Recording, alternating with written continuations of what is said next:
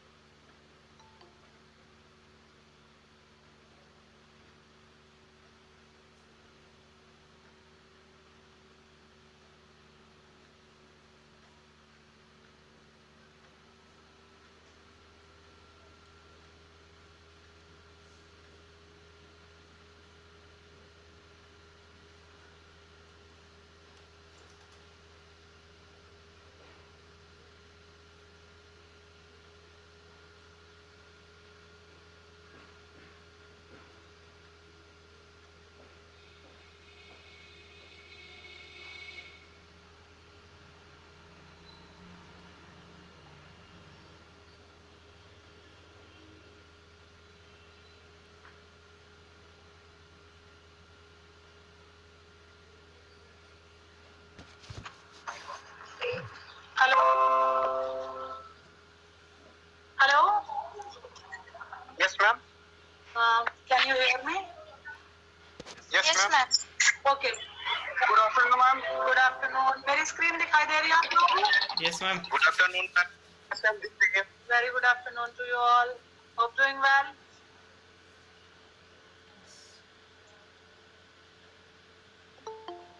Okay, good afternoon, ma'am. Good afternoon, beta.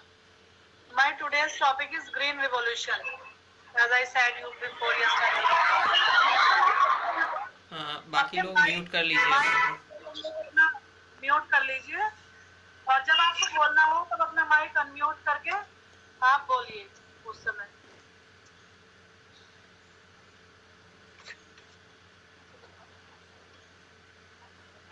Ma'am करें continue. Okay, please give me some time.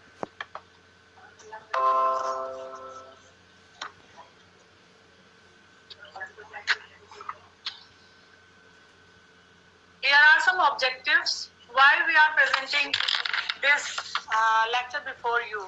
Actually, green revolution is a very basic topic. आप सब लोगों को green revolution के बारे में काफी कुछ पहले से ही पता होगा, आइडिया होगा. But what is the objective for that?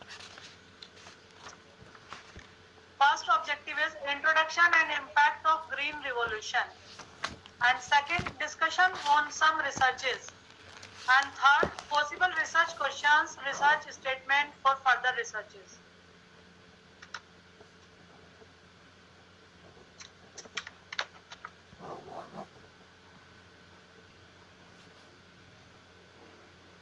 Green revolution.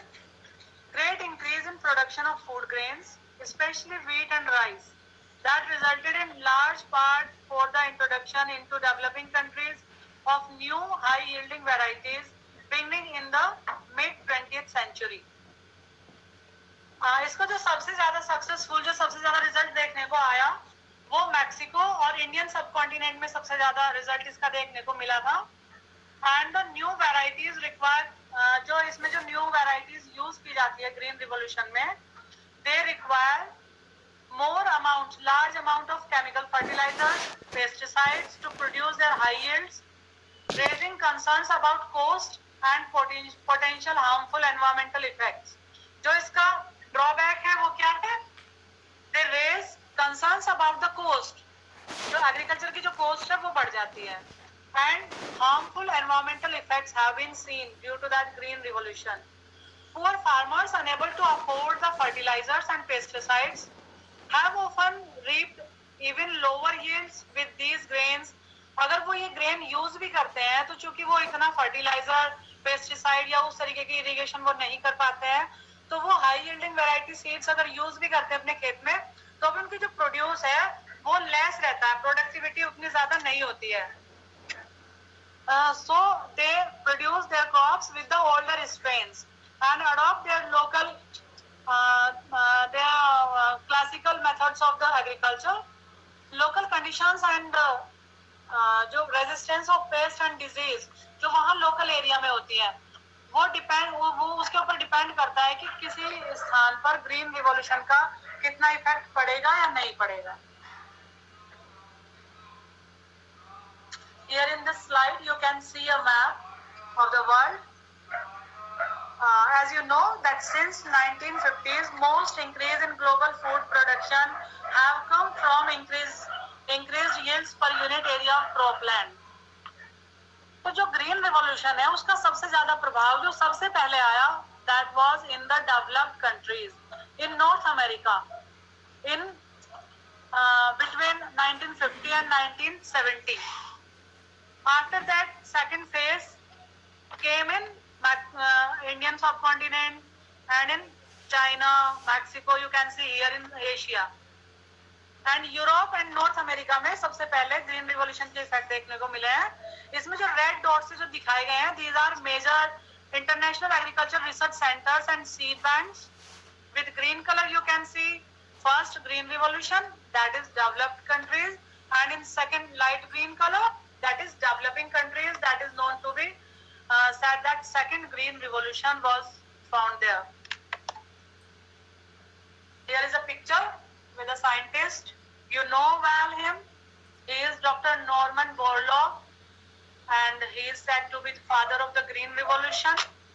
Norman Borlaug studied plant biology and forestry at the University of Minnesota and earned a PhD in plant pathology there in 1942. Further वो research करते रहे plant pathology पे and forestry के ऊपर.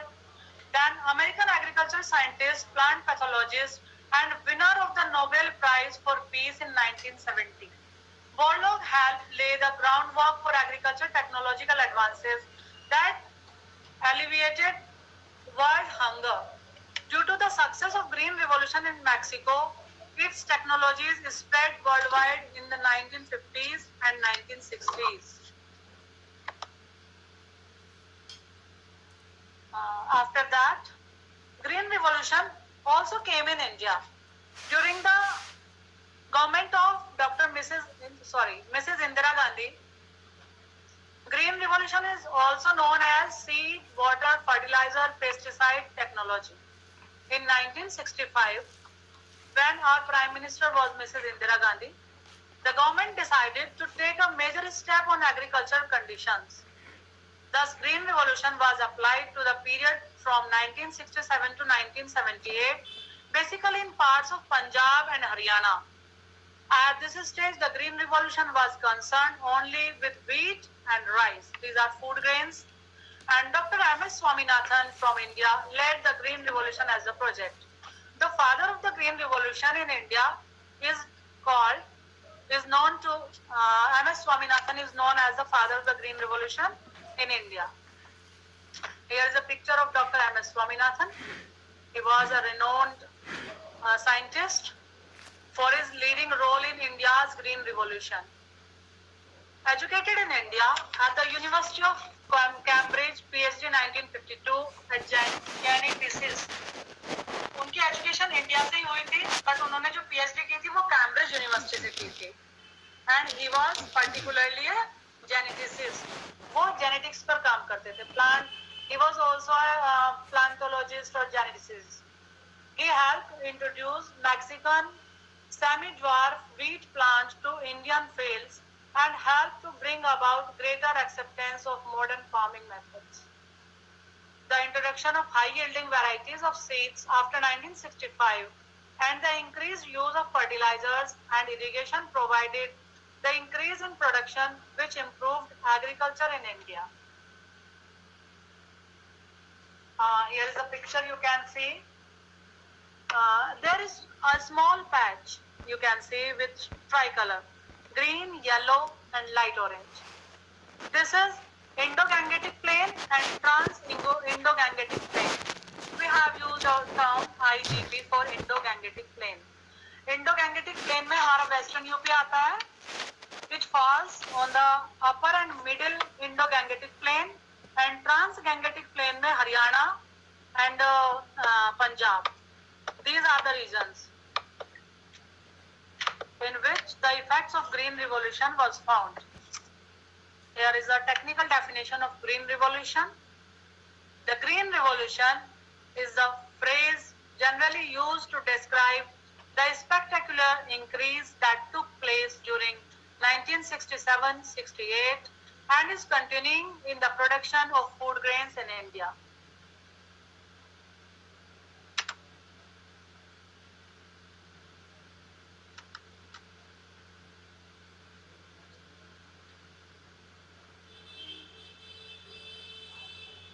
Actually, I forgot to mention that not only Western Uttar Pradesh but Delhi and the Union Territory of Chandigarh also have been in these areas. We also noticed the effects of Green Revolution.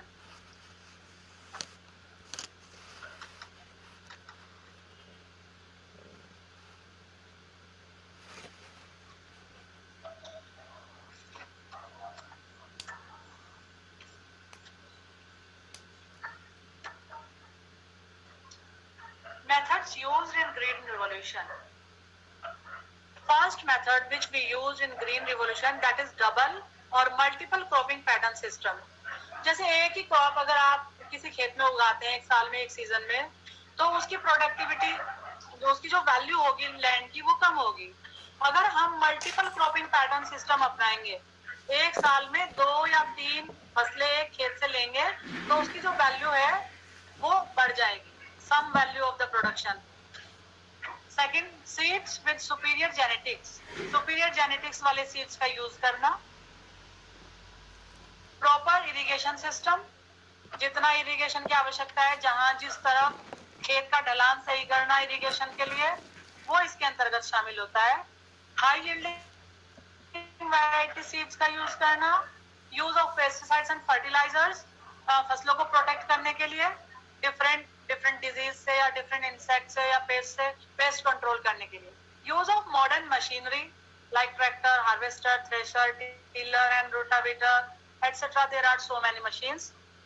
And expansion of farming areas. Farming areas का expansion किया जाए. किस प्रकार से हम अपने जो छोटे-छोटे छितरे हुए जो खेत हैं, जैसे चकबंदी के दौरान जो दूर-दूर किसान के अलग-अलग जगह पर खेत थे, उनको चकबंदी करके एक जगह एक बड़ा फार्म उनको दे दिया गया. और कुछ लैंड जो अंडर एग्रीकल्चर नहीं है, अंडर कल्टीवेशन नहीं है, उसको कल्टीवेबल बनाना उसके ट्रीटमेंट के द्वारा. That was also the motto of the Green Revolution. And in next slide we can see the basic elements in Green Revolution. Number 1, continued expansion of farming areas. Green Revolution continued with quantitative expansion of farmlands. I have discussed it right now. And double cropping pattern existing farmlands. This is also have been discussed. इसमें क्या होगा कि इसमें ये एक thought माना गया कि जैसे भारत की जो कृषि है वो मॉनसून पर आधारित है. तो हमने कहा कि मॉनसून, अब कुछ लोगों ने कहा कि जब मॉनसून आएगा उसी सीजन में हम फसल ले सकते हैं, लेकिन साइंटिस्ट ने कहा कि नहीं, हम मानेंगे कि हमारे पास 2 मॉनसून सीजन है. One is natural and other is artificial. We have to generate the artificial source of irrigation also. Just like that, pump sets. They can be electric pump sets or diesel pump sets, or by the wells or through the channels of the canals. we can provide the irrigation system to the farmers using seeds with superior genetics. अगर वो अच्छी quality के होंगे तो जो उनका production होगा that will be good.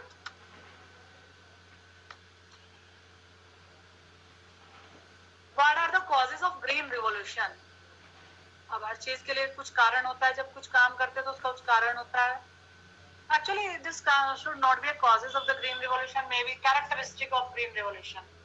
The high yielding varieties of seeds, chemical fertilizers, irrigation, multiple cropping pattern, modern agriculture machinery, credit facilities, किसानों को credit facility available कराना, low rates of loan पर, जैसे किसान क्रेडिट कार्ड या और दूसरी कुछ कोऑपरेटिव सोसाइटीज हैं जो किसानों को लोन देती हैं, या जैसे नाबार्ड किसानों को लोन देता है, और भी बहुत सारे बैंक हैं जो किसानों को लोन देते हैं उनके एग्रीकल्चर करने के लिए. बहुत सारी ऐसी सोसाइटीज हैं जो उनको कम रेट पर लोन उपलब्ध कराते हैं. एग्रीकल्चर रिसर्चेस, इस क्षेत्र में जितनी भी एग्रीकल्चर रिसर्च होती जाएंगी अलग अलग फिनोमिना पर, तो ग्रीन रिवॉल्यूशन के इफेक्ट और ज्यादा देखने में आएंगे. Plant protection, that was the great motto of the green revolution, to protect the plants, to protect the crops. Rural electrification, अगर गांव-गांव में बिजली जाएगी तो ही वहां पर जो पंप सेट्स लगाए जाएंगे वो बेनिफिशियल हो पाएंगे. बिकॉज डीजल की उपलब्धता होना उतना ज्यादा इजी नहीं होता जितना इलेक्ट्रिसिटी से. Electricity is more cheaper than diesel. Rural soil testing and soil conservation, it means scientific agriculture. We should adopt scientific methods of agriculture. First of all, we should test the soil, and then we should apply the required fertilizers or other micronutrients to that soil. And soil conservation was also a great part of green revolution.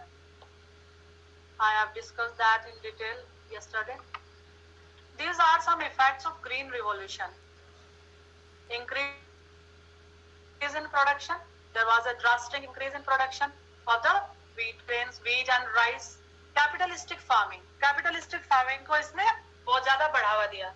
यानी जिन लोगों के पास capital ज्यादा था, बड़े farms थे उनके पास, वह लोग ग्रीन रिवॉल्यूशन की जो कैरेक्टरिस्टिक्स थे, जो उसके आधारभूत सिद्धांत थे, उनको लागू करने में अपनी खेती में ज्यादा कामयाब रहे हैं.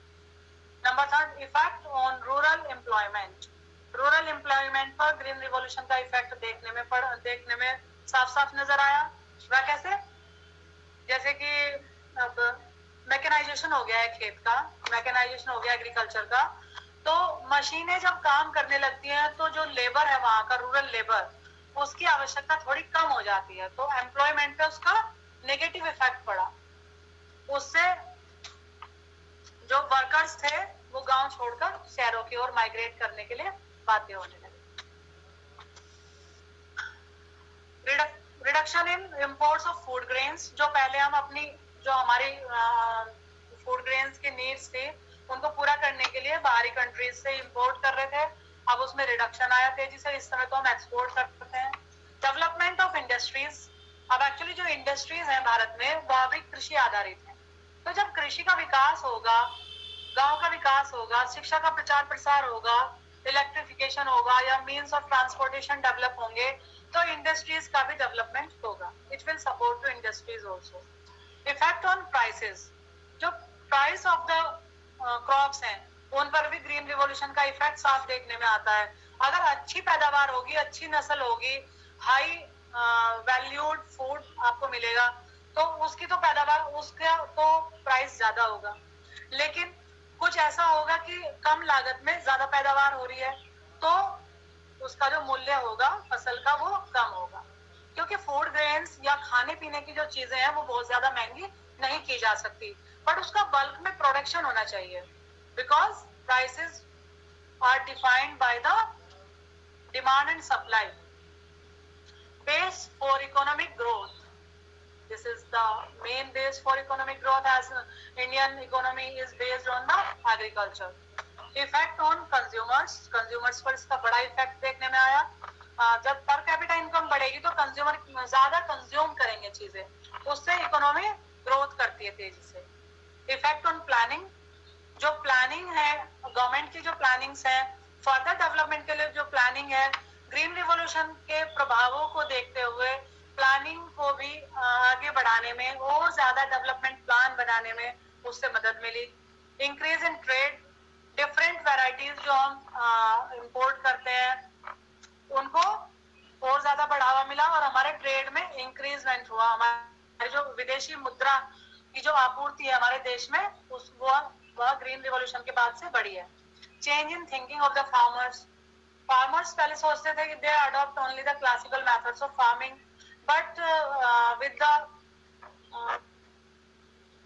शिक्षा के प्रचार प्रसार के साथ साथ एंड उनमें अवेयरनेस लाने के साथ साथ फार्मर्स के माइंड में, जैसे वो स्किल्ड हुए, थोड़ा उनको ट्रेंड किया गया, गवर्नमेंट एजेंसी गांव गांव जाकर उनको बताती है effects of the green revolution कि अगर आप इनको अपनाएंगे, इन बीज को बोएंगे, ऐसे इस तरीके की खेती करेंगे, इस तरीके से आप अपने फार्म पे, अगर छोटा फार्म है तो एक साल में 2 या 3 फसलें लेंगे, मल्टीपल क्रॉपिंग पैटर्न आप अपनाएंगे तो किस प्रकार से अपनी आय को बढ़ा सकते हैं।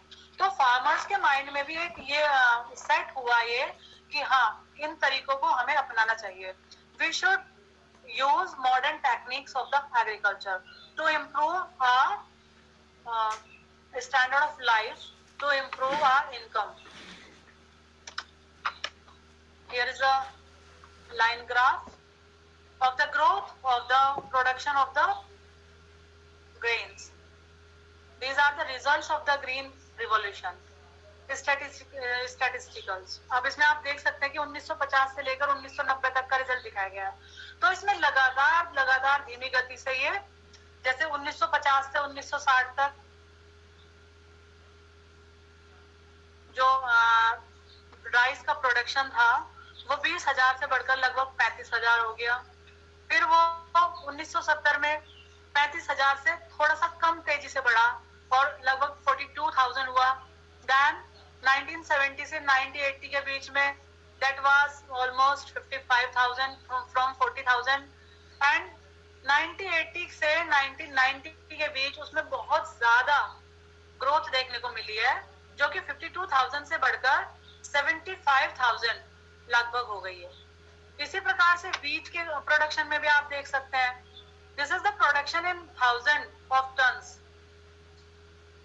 जो 1950 में हमारा लगभग 8,000 था, वो 1990 में बढ़कर 55,000 हो गया है। So there is a high growth in the production of these two crops, which are the base for the for food of the population.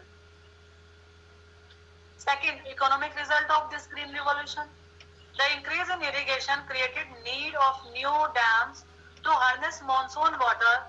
It boosted industrial growth, created jobs, and improved the quality of life of the people. India paid back loans taken from the World Bank for the purpose of green revolution. जैसे जैसे हमारे green revolution के कारण production बढ़ा, आय बढ़ी, तो वैसे हमारी जो देश की जो टोटल अर्निंग्स थी वो भी बढ़ी।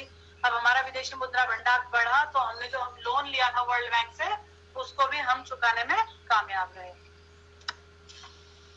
Third, social results of the green revolution. The green revolution created plenty of jobs, not only for agriculture workers but also industrial workers. जो एग्रीकल्चर वर्कर तो स्किल्ड थे उनके लिए जॉब मिला, और कुछ इंडस्ट्री जो उसके साथ साथ डेवलप हुई उनको भी जॉब मिला। By the creation of lateral facilities such as factories and hydroelectric power stations help to uplift the social as well as the economic conditions. There are some other results of the green revolution also. India transformed itself from a starving nation to an exporter of food. Green revolution was one factor that made Mrs. Indira Gandhi and her party a very powerful political force in India. लोगों को लगने लगा कि चूंकि तेजी से विकास हुआ, लोगों की जो भूखमरी पहले कहीं हो जाती थी, सूखा हो जाता था या बाढ़ें आ जाती थी, उनमें काफी चेंज हुआ डैम्स बनने के कारण, और लोगों की जो रोजी रोटी थी उसमें अलग इंडस्ट्रियल डेवलपमेंट हुआ, उनको रोजगार मिले, तो उनका विश्वास गवर्नमेंट के प्रति जागृत हुआ that this is a powerful political government and Indira Gandhi was known as a powerful leader of the country. Poorer farmers cannot achieve yields as high as those with better access to water, fertilizer and land. अब जैसे कल हमने discuss की थी चीजें water, land and labour, है ना, तो उससे आपको अच्छे से पहले से ही माइंड मेकअप है आपका किस प्रकार से. एंड फर्टिलाइजर्स अभी भी बहुत महंगे होते हैं, जो पुअर लोग होते हैं वो इनको बहुत ज्यादा अफोर्ड नहीं कर पाते. आर्टिफिशियल सोर्स ऑफ वाटर, अगर उनके पास अपना ट्यूबवेल नहीं है, अपना इलेक्ट्रिसिटी कुछ नहीं है, तो उनको रेंट देना पड़ता है उस पानी के लिए, पर घंटे के हिसाब से चार्ज देना पड़ता है, जो कि काफी ज्यादा हो जाता है, उनकी लागत बढ़ जाती है एग्रीकल्चर की. More people own land, but it is being divided into smaller and smaller plots. This is because of population growth and land redistribution schemes. There are some advantages of green revolution. Yields increased 3 times. Multiple cropping pattern was adopted by the farmers of India. Other crops grown which varied the diet. जैसे सिर्फ गेहूं और चावल ही नहीं, दूसरी crops की तरफ भी लोगों का ध्यान गया कि और दूसरी जैसे रागी है या अलसी है या और दूसरे ज्वार, बाजरा, मक्का, सब में प्रोडक्शन तो सभी का बढ़ा है, उनकी तरफ भी लोगों का ध्यान गया कि इनकी तरफ इनका भी उत्पादन करना चाहिए. These are also good food for health. Surplus to sell in cities, creating a profit, improving the standard of living. Allows purchase of fertilizers, machinery, etc. India becomes self-sufficient in food grains after the Green Revolution. These are some advantages of Green Revolution. As advantages are there, so limitations are also there. We can see here the limitations of Green Revolution. The first limitation of Green Revolution is, however, it is impressive but not a 100% success. Only Punjab and Haryana states showed best result of Green Revolution.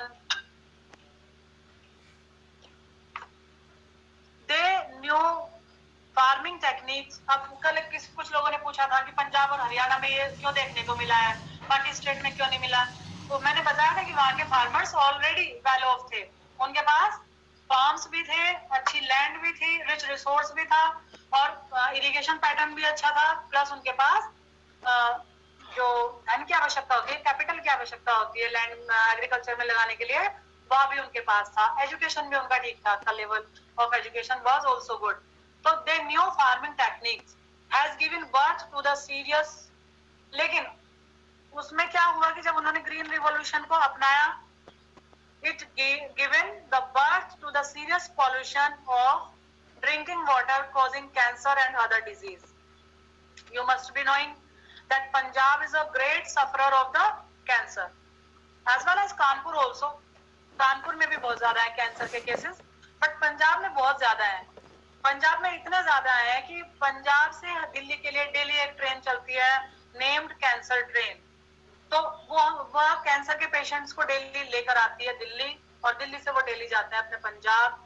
इतने ज्यादा cancer के patients हैं वहां पर, क्योंकि they used the chemical and fertilizers and pesticides unknowingly. उन्हें पता ही नहीं है कि कितना यूज करना है, ज्यादा यूज करेंगे तो कितने हार्म्स होंगे, क्योंकि जो हार्मफुल केमिकल्स हैं, जो पॉल्यूटेंट्स हैं, वो पानी के साथ सीड्स के अंदर भी आ जाते हैं. जैसे रूट्स में जाते हैं तो रूट से सीड में भी आ जाएंगे. A recent Punjab University study found a high rate of genetic damage among farmers, which was attributed to pesticide use. और भी अलग जेनेटिक डैमेज, बहुत सारे जेनेटिक डिजीज वहां पर देखने को मिल रही हैं, स्किन से रिलेटेड, लिवर से रिलेटेड एंड किडनी से related disease. The new organic fertilizer, pesticides and chemicals are ruining the soil. Please, sorry, I have to listen a call. Hello. वो मेरा वो क्लास ले रही हूँ प्री PhD वाली, बताइए. नहीं चल रही है, बताइए.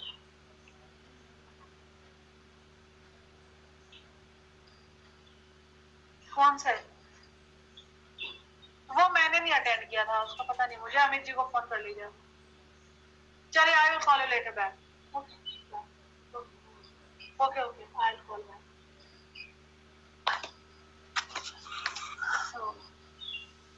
The new organic fertilizers and pesticides and chemicals are ruining the soil. जो soil की क्वालिटी है, जो soil में क्या होता है कि वो नेचुरल अपने आप को ठीक कर लेती है, रिहैब कर लेती है।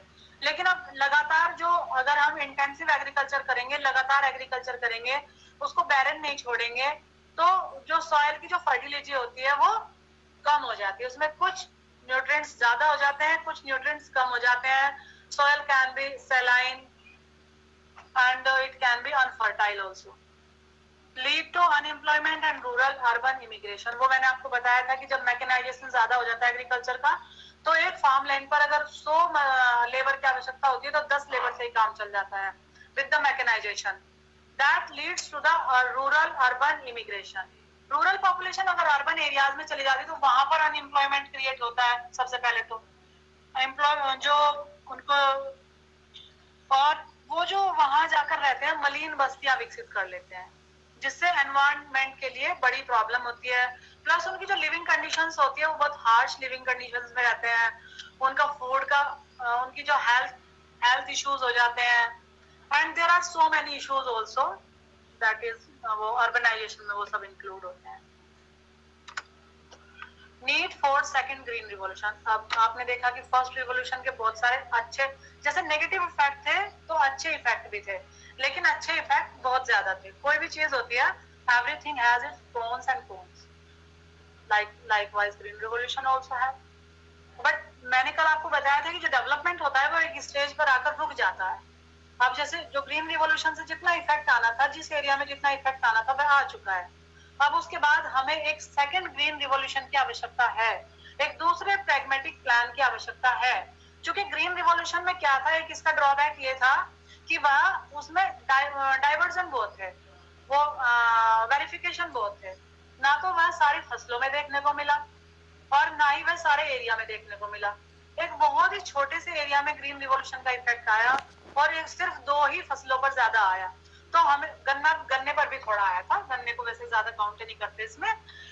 तो हमें आवश्यकता क्या है कि जो हमारी दूसरी जो क्रॉप्स हैं, other than these food grains, rice and wheat, and other than these areas, these regions which already have been noticed the effect of the green revolution, all the regions also should be developed. The time is now ripe for second green revolution. India has tremendous export potential in agriculture in present era of globalization. In second green revolution, emphasis should be laid on non-food grains. Non-food grains के अलावा जैसे cash crops होती है हमारी, cash crops हैं, दलहन है, तिलहन है और दूसरे मेडिसिनल प्लांट्स हैं। They also can be, the production of these also can be increased by the use of the techniques given by the green revolution. Improving global market opportunities, improving rural infrastructure, गांव का और ज्यादा विकास किया जाए, access हो उनका, internet का access हो, वहां पर बाजार जो है, जो मंडियां हैं जहाँ वो पास में ही हो, रोड ट्रांसपोर्ट सिस्टम अच्छा हो, ट्रांसपोर्टेशन थोड़ा लो कॉस्ट वाला हो, improving irrigation, rural roads and rural electrification. By we have to do these all the development of all the dimensions for second green revolution. By doing so, we can increase the effects of the green revolution in the future. There are some researches also on the green revolution. Here a research of Eliezer Nelson et al. In 2019, the impact of green revolution on indigenous crops of India. The findings of these research were: post green revolution, the production of wheat and rice doubled due to initiatives of the government, but the production of other food crops such as indigenous rice varieties and millets declined. This led to the low loss of distinct indigenous crops from cultivation and also caused extinctions. कुछ varieties ऐसी हैं जिनमें यह देखने को नहीं मिला है, तो वो varieties का extinction हो गया.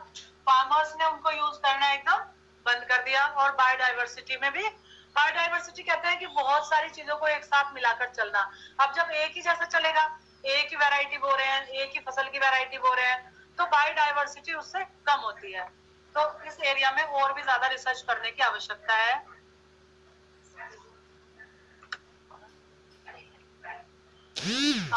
Second research was done by D.K. Bambi in the Indian Nitrogen Assessment 2017. He discussed about the nitrogen balance of intensively cultivated rice wheat cropping system in original green revolution states of India. Original, आप समझ गए होंगे original green revolution states of India. Which are these? Hello? Hello? Yes. This is a symbolic term used for that. Okay. Initially, farmers achieved very high productivity levels, but very soon chemical-based inputs and mechanized farming led to over-exploitation of the natural resources, especially groundwater and soil, to the extent that most of the farming enterprises have turned out to be environmentally unsustainable. This is the finding of the PSFC 2013. This is a report of this council. Water table declined at an alarming rate in the region, especially under intensively cultivated rice wheat systems. ERA 2009 found this, and during the period of 1993-2003, the water table fall in central districts of Punjab ranged between 0.3 and 1 meter. यानी 1993 से लेकर 2003 के बाद 3 तक 10 सालों के अंतराल में जो वाटर टेबल है वो 0.3 से लेकर 1 मीटर नीचे चला गया पर एनुअली गया है. By 2006, the water table had sunk to the depth as low as 28 meter. इतना नीचे वहां का वाटर टेबल जा चुका है, जो कि समय के साथ साथ और ज्यादा घटता जाएगा क्योंकि it needs a large amount of water to grow the crops. Biodiversity, conserving biodiversity in agroecosystems. ये एक रिसर्च है पी लेवले स्पेन में Encyclopedia of Agriculture and Food Systems. The success of the Green Revolution came at the expense of natural capital, such that 18 of the 24 currently acknowledged ecosystem services have been impaired. Although soils have aided climate regulation by sequestering an estimated 2 GT carbon C per annum for fossil fuel burning, they have lost part of their capacity to regulate hydrological fluxes and nutrient cycles and therefore to support plant production. यानी अगर हम इन सबको use करते हैं तो एक तो carbon की मात्रा बढ़ जाती है और भी बहुत सारे केमिकल्स हैं उनकी मात्रा सॉइल में बढ़ जाती है, जिससे कि सॉइल लेटर ऑन एक लंबे समय के बाद अनफर्टाइल हो जाती है. तो इसमें इन्होंने एक ये फ्लो चार्ट भी बनाया हुआ है, ये दिखाया हुआ है दैट क्रॉप प्रोडक्शन जो है animal production and environmental friendly and food, यानी जो क्रॉप्स है वो हमारी ऐसी होनी चाहिए, जो हमारा क्रॉपिंग पैटर्न है वो ऐसा होना चाहिए कि क्रॉप प्रोडक्शन तो हमारा बढ़े बट एनवायरमेंटल फ्रेंडली हो और एनिमल प्रोडक्शन भी साथ साथ बढ़ाना चाहिए, जिससे कि मोर एंड मोर पॉपुलेशन के लिए फूड और ज्यादा अवेलेबल कराया जा सकता है. इट मीन्स सस्टेनेबल एग्रीकल्चर, उन्होंने इस पे जोर दिया है सस्टेनेबल एग्रीकल्चर पे. Here is one more research also, the long green revolution.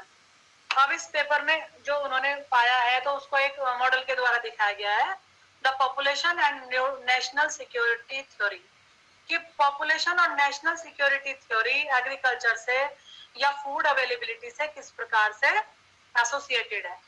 अगर ओवर पॉपुलेशन होती है that leads to the exhaustion of the resources के ऊपर और ज्यादा दबाव बढ़ जाता है, they exhaust rapidly, that leads to the hunger.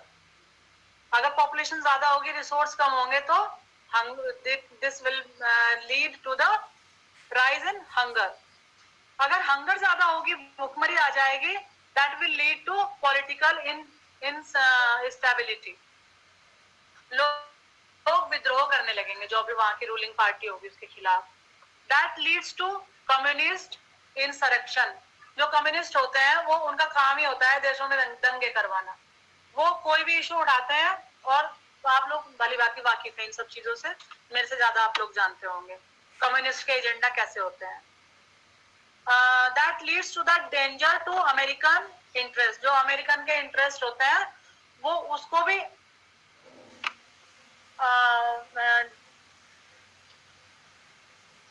That leads to civil war. Danger of economic interest मतलब जो sorry American interest, actually I am not confirm about it, so I am little bit confused. Okay. इस तरीके से देश में civil war की जो conditions होती हैं वह पैदा हो जाती हैं अगर भूखमरी आ जाती है तो. इसीलिए एग्रीकल्चरली डेवलप्ड होना किसी भी कंट्री के लिए बहुत आवश्यक है. जब हम अपनी आबादी का पेट भर पाएंगे, अपनी फूड से रिलेटेड आवश्यकताओं को पूर्ण कर पाएंगे, उसके बाद ही हम आगे कुछ सोचेंगे. सबसे पहले व्यक्ति रोटी कपड़ा मकान की सोचता है, उसके बाद वह अन्य दूसरी चीजों की, लग्जरी की, उसके बाद में सोचता है. Hello ma'am. Yes please. क्या मैम हम इसका एग्जाम्पल दक्षिण कोरिया से ले सकते हैं? हाँ yes please, if you know you can tell me please. क्योंकि मैम वहाँ पर क्या हुआ, जब यानी कि कोरोना पेंडेमिक आया तो वहाँ पर क्या हुआ, पूरी जो बॉर्डर से सील कर दिए गए और व्यापार बिल्कुल नहीं हुआ, जो एक्सपोर्ट इंपोर्ट था. तो ये कंडीशन वहाँ पर थोड़ी देखने को मिली. हाँ और तो भी उसके लिए- जगह, और भी जगह, दूसरी जगह भी है. जैसे अगर आप जो गरीब पुअर कंट्रीज है वहां देखिए, आप कहीं भी आप चले जाइए तो वो मिलेगा कि वो जैसे एक चित्रकार का, एक फोटोग्राफर का एक चित्र बहुत ज्यादा वायरल हुआ था कि एक बच्चा बैठा हुआ है, वो मरने की स्टेज में है, गिद्ध बैठा हुआ है, बच्चे को खाना नहीं मिल रहा है, गिद्ध बच्चे को खाने के लिए बैठा हुआ है ना. और ऐसी होती कि लोगों को खाने को मिल रहा है. प्रेजेंट सिनेरियो में इस समय अफगानिस्तान इसका एग्जांपल है मैम. अफगानिस्तान और Somalia and Kenya and Ethiopia, there are so many examples. इस समय अफगानिस्तान के आम लोगों के पास खाने के लिए कुछ भी नहीं है. हाँ तो वहाँ सिविल वॉर की कंडीशंस हो रही है ना. लोग विद्रोह कर देंगे, आपस में लड़ेंगे, एक दूसरे को मारेंगे, है ना. जी जी. Good, thank you so much. Green revolution अच्छा लगता है जब आप लोग पार्टिसिपेट करते हैं, तो अच्छा लगता है. Actually I want to participation of participants also. If you know anything about that you can add. Okay, you are free from my side. Green revolution and social inequalities in rural India, ये मैंने कल आपको बताया था कि अगर, अभी भी बताया कि सब जगह अगर एक जैसा विकास नहीं होगा तो रूरल जो गरीब है वो बहुत ज्यादा गरीब हो जाएगा, जो अमीर है वो बहुत ज्यादा अमीर हो जाएगा, है ना. यहाँ पर एक तराजू है, देखो इसमें न्याय नहीं है. कहीं कोई संसाधन 1% मिल रहा है तो कहीं 99% मिल रहा है. This paper examines the extensive literature which has accumulated about the green revolution with a view of determine the nature of impact of the developmental studies on different sections of rural society. Has the green revolution succeeded in reducing social economic inequalities in rural India? एक question इन्होंने arrays किया है हमारे सामने, rise किया है. तो what is the view of yours? Please tell me. Has the green revolution succeeded in reducing social economic inequalities in rural India? क्या ऐसा हुआ है? जो रूरल इंडिया की सोशो इकोनॉमिक इनइक्वालिटीज है, नहीं मैम, जो ग्रीन रेवोल्यूशन से मैम जो अमीर थे वो और अमीर हो गए, जो गरीब थे वो गरीब ही रह गए. हाँ, गरीब और ज्यादा गरीब हो गया. मैम इसकी वजह से तो गैप और ज्यादा बढ़ गया है मैम. हाँ, अगर सही मायने में पंजाब और देखा जाए, हरियाणा के लोगों के पास पहले से रिसोर्स अवेलेबल था, उन लोगों ने तो इसको इम्प्लीमेंट कर लिया, परंतु बाकी जो स्टेट है वो इस पे इम्प्लीमेंट नहीं कर पाए. वहाँ जैसे मैं आपको लाइव एग्जांपल दे रही हूँ. जैसा I also belong to western UP, तो जब मैंने अपने गांव में कभी भी ऐसी चीजें नहीं देखी थी. हमारे गांव में तो आम बात है फॉर्च्यूनर और ये सब चीजें होना, और मतलब submersible and all that facilities, road infrastructure, transportation, use of mobile phones and other phones, all the things. अब जब मैं इधर जाती हूँ कहीं भी, अगर मैं इलाहाबाद में इंटीरियर में जाती हूँ या मैं बुंदेलखंड साइड जाती हूँ या मैं कहीं भी जाती हूँ, तो मैं देखती हूँ कि क्या still India is like that, क्या अभी भी भारत ऐसा है? एक्चुअली गांव में तो मलिन बस्ती भी नहीं होती, तो हमने तो कभी मलिन बस्ती भी नहीं देखी थी। अब मलिन बस्ती भी देखते तो हमें लगता है कि क्या अभी भी इंडिया ऐसा है? बड़े बड़े शहरों में भी इतनी खराब कंडीशन की मलिन बस्तियां हैं, even in our Kanpur also, कि अगर आप वहां जाएंगे तो बड़ा एक मतलब आई फील मर्सी और I feel pity on that conditions. तो हमें क्या करना होगा कि एक ऐसे डेवलपमेंट प्लान बनाने होंगे कि जो लेस डेवलप्ड एरिया है वह भी डेवलप हो सके, वहां तक भी डेवलपमेंट पहुंचे। जो प्लानिंग है, जो हमारी स्ट्रेटेजीज हैं, जो पॉलिसीज हैं, उनके रिजल्ट वहां भी देखने को मिले। It can be by the expansion of the education only and awareness. Am I right or wrong? Right. Hello? है ना? Yes, ma'am. Yes, ma'am. Okay, there is one more research also that was done by Kabir M et al. In 2021. This is very new research. And green revolution and innovation for environmental pollution in changing climate of the world. As you know, that green revolution is a threat for the environment also. Urbanization, agriculture, industrial work, and greenhouse effect are the leading causes of the climate change all over the world. The impacts of climate change include losses of biodiversity, rise of sea level, shifts in weather pattern, change in fresh water supply, and an increase in harsh extreme weather conditions such as floods and droughts, as well as glacier melting and various health impacts on living organisms. It is a key concern that has been impacting human health, plants as well as animals. The concept of green revolution is based on plantation activities, decreasing deforestation, overgrazing, etc. And such process enabled to protect and benefit the economy, habitat, people and plant. Habitat of the animals, wild animals. Actually क्या होता है कि अब अपनी agriculture land आपको बढ़ाना है, agriculture land तो लिमिटेड है, तो जो खेत होते हैं लोग उसको बड़ी संख्या में वहाँ आग लगा देते हैं, कहते हैं नेचुरल आग लग गई वहाँ पे, ऐसा बोल देते हैं। और आग लगाने के बाद उनको वहाँ पर फिर एग्रीकल्चर करने लगते हैं, उस पर वो जैसे ऐसे ही एंक्रोचमेंट कर लेते हैं। तो इससे डिफोरेस्टेशन और एफोरेस्टेशन, डिफोरेस्टेशन कम होता है और एफोरेस्टेशन ज्यादा होता है। लिटिल बिट कंफ्यूज अगेन, है ना? पेड़ ज्यादा कटते हैं और पेड़ लगाते कम है। आजकल किसान भी डिमोटिवेट होते हैं। पहले मैं देखती थी, मैं actually I belong to a farmer family, तो मैं देखती थी जो हमारे खेत हैं उनकी मेड़ पे पेड़ लगे होते थे, बहुत बड़ी संख्या में पेड़ लगे होते थे। तो उससे क्या होता था, मिट्टी का कटाव नहीं हो पाता था। बट उससे क्या कि जैसा पेड़ होता है, तो जो पेड़ जो छाया करता है, जहाँ उसकी छाया होती है वहाँ कुछ भी प्रोड्यूस नहीं हो पाता, वहाँ फसल नहीं होती है पैदा। तो अब वो सब पेड़ कटवा दिए गए हैं, अब खेत में दूर दूर तक कहीं कोई पेड़ नजर नहीं आता है। तो या तो बाग है या तो खेत है। बाग होना एक अलग चीज होता है। पहले हर एक खेत में बहुत ज्यादा तो वो अगर दूर दूर खेत में पेड़ होंगे सभी खेतों में, तो उससे सॉयल इरोजन नहीं होता है। लेकिन अब किसान ऐसा नहीं करता, क्योंकि किसान को पता ही नहीं है। वो तो ये सोच रहा है कि किस तरीके से मैं अपनी लैंड को ज्यादा से ज्यादा यूज कर पाऊँ, ज्यादा से ज्यादा प्रोडक्शन में उससे ले पाऊँ by any how.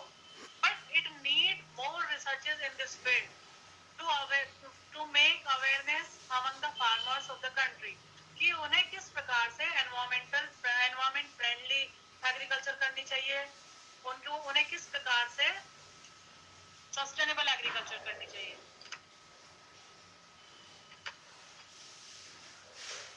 Green revolution and social inequalities in rural India. We have discussed about it already. Green revolution brings greater CO2 swings. Just as forests are often said to be lungs of the earth, the same is true for crops. During the growing season, forests absorb CO2 from the atmosphere and release it when leaves fall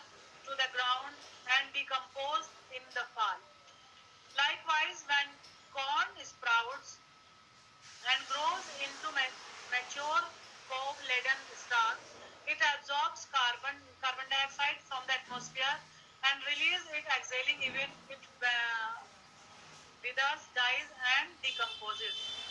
Such agriculture inhaling and exhaling of CO2 contribute to seasonal change in the global carbon cycle. ये exhale भी करती है और inhale भी करती है CO2 को.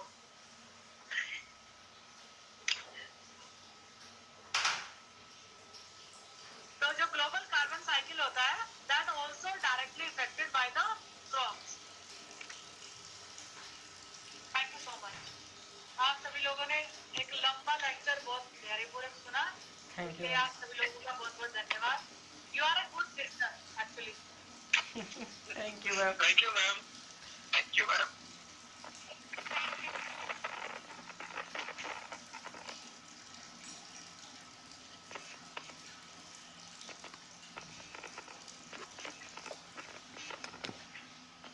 अगर आप लोग कुछ डिस्कस करना चाहते हैं, पूछना चाहते हैं तो पूछ सकते हैं, या अपना कुछ बताना चाहते हैं. If you want to add your knowledge, actually, I know that you have plenty of the knowledge of this subject, this topic. You may add.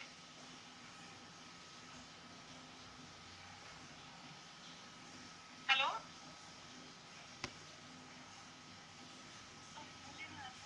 Yes, ma'am.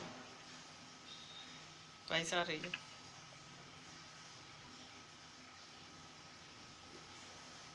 Yes, Drishti ma'am, you want to say something?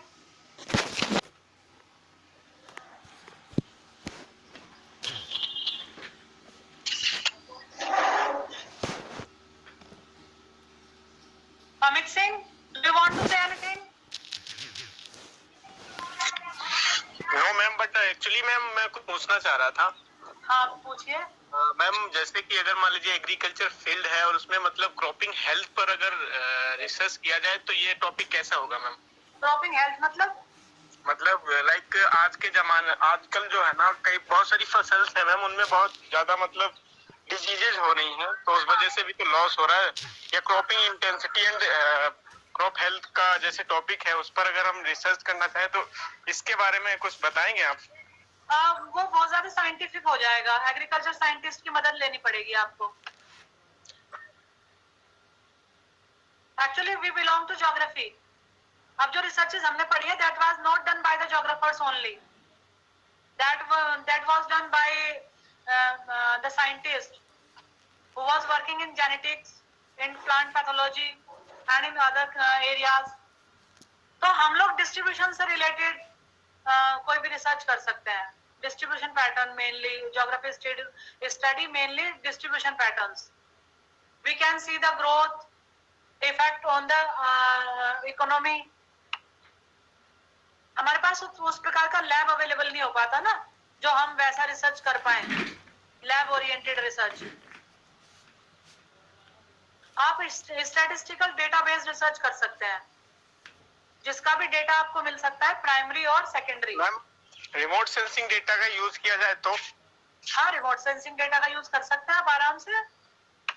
You can see the patterns of the agriculture in India, in Doab क्षेत्र, in Western UP or in any region you can choose, and you can have a data from remote sensing कि जो हमारा agriculture pattern था वो कैसा था पहले, अभी कैसा है, किस प्रकार का प्रभाव जो है, वही आप इफेक्ट्स पढ़ सकते हैं उसके.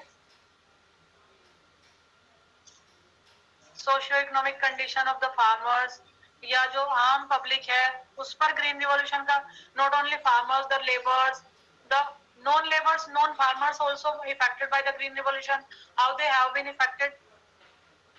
What is the contribution of green revolution in industrial area? Madam क्योंकि आपका मैम इसी में स्पेशलाइजेशन है, तो मैम मतलब मैं आपसे थोड़ा सा आइडिया लेना चाहूंगा कि इन द रिसेंट टाइम मतलब जो एग्रीकल्चर ज्योग्राफी में किस पर सबसे ज्यादा रिसर्च किया जा रहा है या हो रहा है या होना चाहिए मैम? लैंड यूज प्लानिंग है, या फिर consequences of agriculture on the environment, sustainable agriculture and recent trends in agriculture. There are so many, and levels of development of agriculture in different parts of the country as well as in the country, and vertical and horizontal दोनों तरीके के levels को check किया जाता है उसमें. And impact of the agriculture on the conditions of the farmers.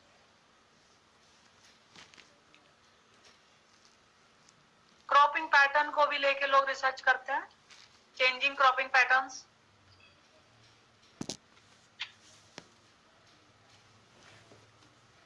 जी जी जी जी जी. चलिए. नमस्ते मैम. हाँ जी, नमस्कार जी. जी मैम, मैं ये पूछना चाह रहा था, जैसे अभी आपने ये टॉपिक सजेस्ट किए हैं काफी सारे, तो ये हम पर्टिकुलर एक जिले को लेके कर सकते हैं टॉपिक? कहीं जिला जो है वो एरिया छोटा तो नहीं रहेगा? हाँ, छोटा है. अच्छा, तो उसके लिए मैम क्या सही रहेगा, मतलब कितना एरिया लगभग लिया जाए? देखो, अगर आपको अच्छे रिजल्ट प्राप्त करने हैं तो एक बड़ा एरिया लेना होगा.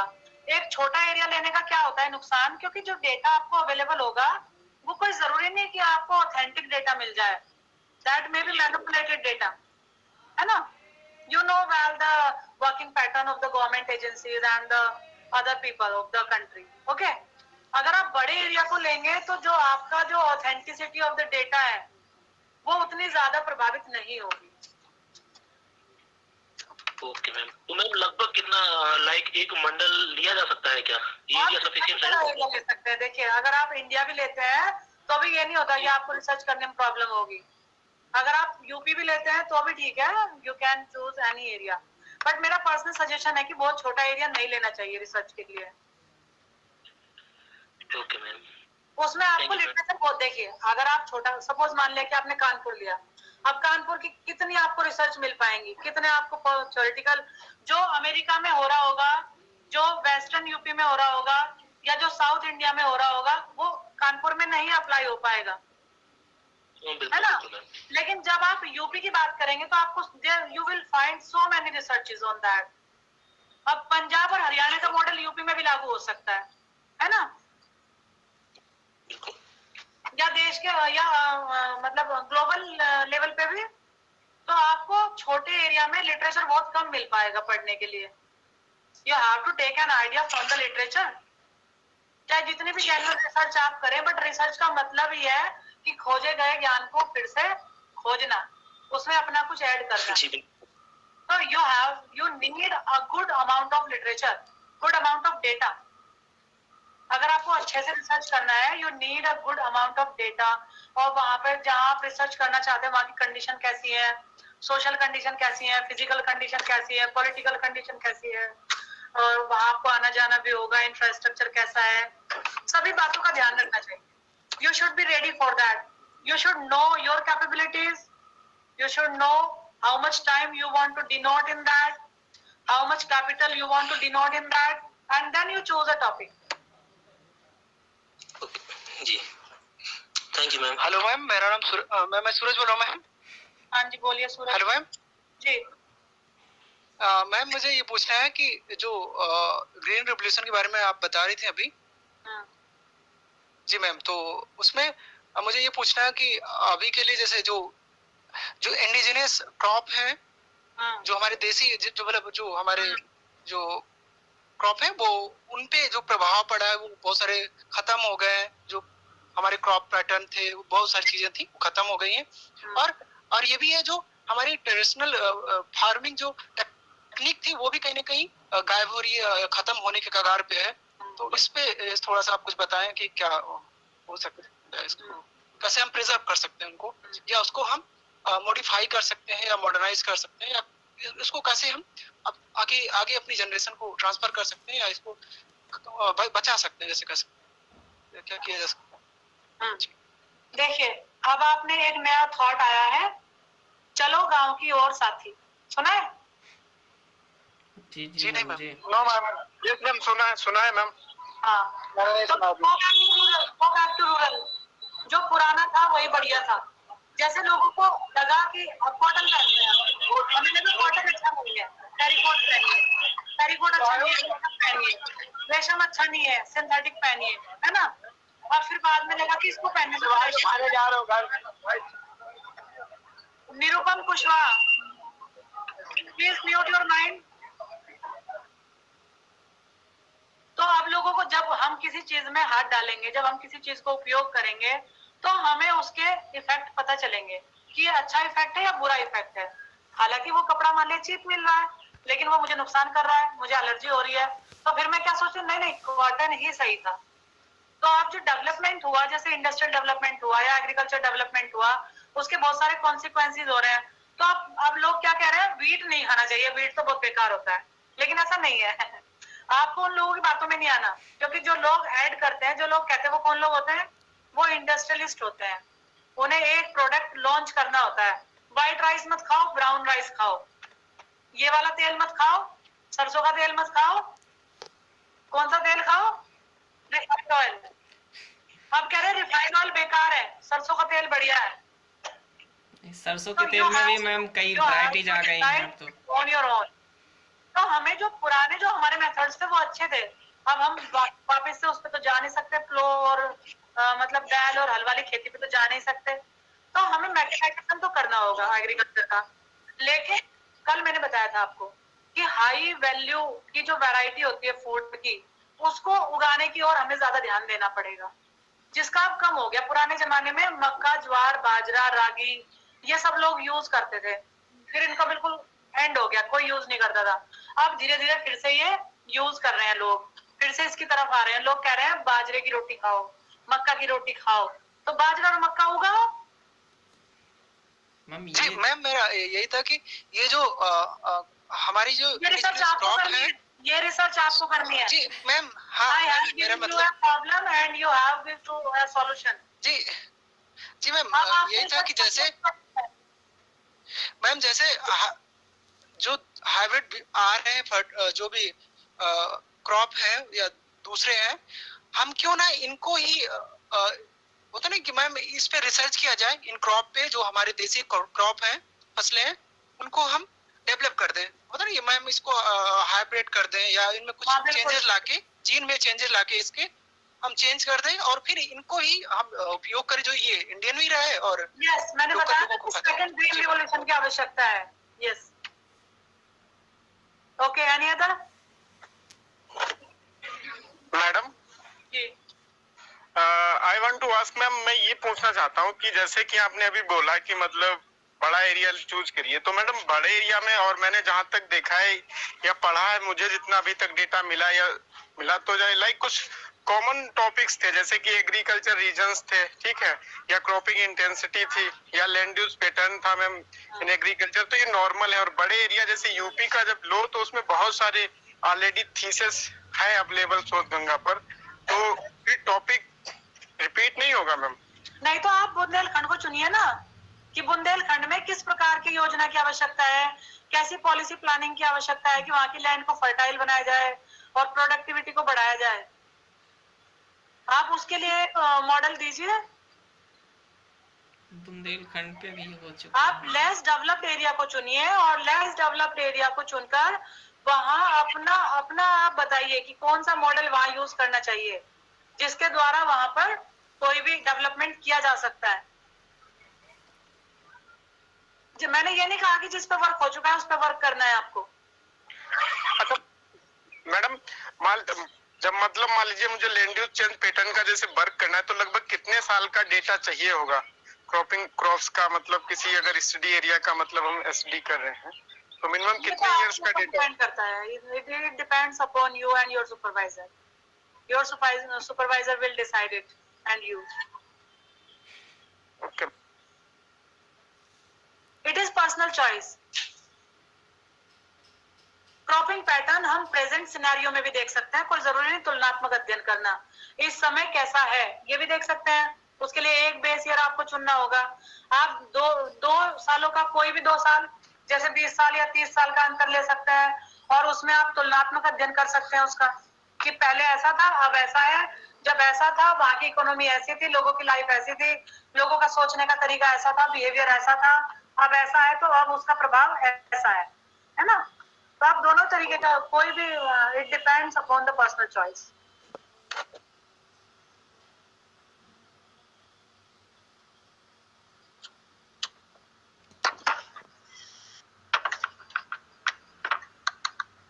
Anybody else?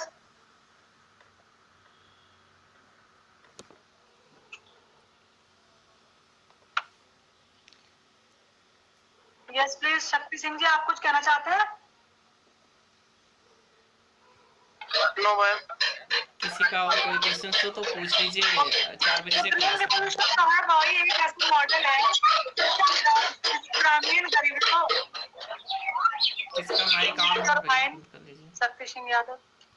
ओके, तो जो ग्रीन रिवॉल्यूशन है वो एक ऐसा मॉडल है जिससे हम ग्रामीण गरीबी को दूर कर सकते हैं और सभी लोगों को पेट भरने के लिए एनफ रिसोर्सेज अवेलेबल करा सकते हैं। जो जैसे सिर्फ पेट भरना ही काफी नहीं होता, कल हमने एक बात की थी न्यूट्रिशनल वैल्यू, कैलोरीज की कितनी आवश्यकता है, कितने न्यूट्रिशन की आवश्यकता है, तो हाई वैल्यू फूड उनको अवेलेबल करा सकते हैं जिससे हमारे लोगों का स्वास्थ्य अच्छा होगा। अगर लोगों का स्वास्थ्य अच्छा होगा तो उनकी जो गतिविधियां है वो भी अच्छी होंगी, बीमारियां कम होंगी, तो उनका जो लिविंग स्टैंडर्ड है वह भी अच्छा होगा और जो आने वाली पीढ़ियां हैं वह भी अच्छी होंगी। पर्यावरण पर जो प्रभाव पड़ते हैं इसके उनको